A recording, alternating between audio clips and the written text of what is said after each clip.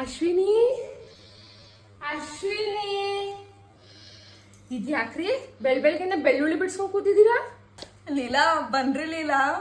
ಏನಿಲ್ಲ, ನಮ್ ಗೌಡ್ರು ಒತ್ತಾರನೆ ಮಂಡ್ಯಕ್ಕೆ ಹೋಗಿದ್ರು, ಬಾಳ್ ತಗೋ ಬಂದ್ರಲ್ಲ, ಅದಕ್ಕೆ ಬೆಳ್ಳುಳ್ಳಿ ಮಸಾಲ ಅರಿಯೋಣ ಅಂತ. ತಗೊಳ್ರಿ. ನಾನು ನಮ್ಮ ಯಜಮಾನ್ರು ತಿರುಪತಿಗೆ ಹೋಗಿದ್ವಿ, ಅದಕ್ಕೆ ಪ್ರಸಾದ ಕೊಡೋಣ ಅಂತ ಬಂದ್ರೆ.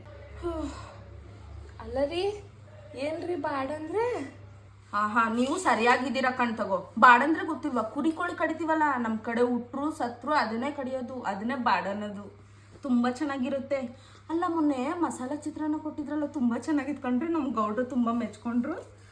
ಅಯ್ಯೋ, ಬಾಡಂದ್ರ ಮಾಂಸನಾ? ಇದು ನಂಗೆ ಗೊತ್ತಿರಲಿಲ್ಲ ನೋಡಿ ರೀ. ಅದ್ ನಾನು ಚಿತ್ರಾನ್ನ ಎಲ್ಲ ಮಾಡಿದ್ದು, ಪಲಾವ್ ಮಾಡಿದ್ ನಾನು. ನಿಮ್ಗೆ ಸರಿ ಬಿಡಿ ಆಯ್ತು, ಬಾಡ್ ತಿನ್ನೋ ಬಾಯಿಗಲ್ಲಿ ಗೊತ್ತಾಯ್ತದೆ ಬೆಲ್ಲದ ರುಚಿ. ಏನ್ ಮಾಡಿ ತಿಂತಿರೋ ಕಣ್ರಿ, ನಾವೇ ಹೆಸರಿಡ್ಬೇಕು. ಅದ್ ಚಿತ್ರಾನ್ನ ಪಲಾವ ಒಂದು ಗೊತ್ತಾಗಲ್ಲ. ಇವತ್ ಕೊಡ್ತೀನಿ ನೋಡಿ, ತಿನ್ನಿ, ರುಚಿಗೆ ಕಳೆದೋಗ್ತೀರ.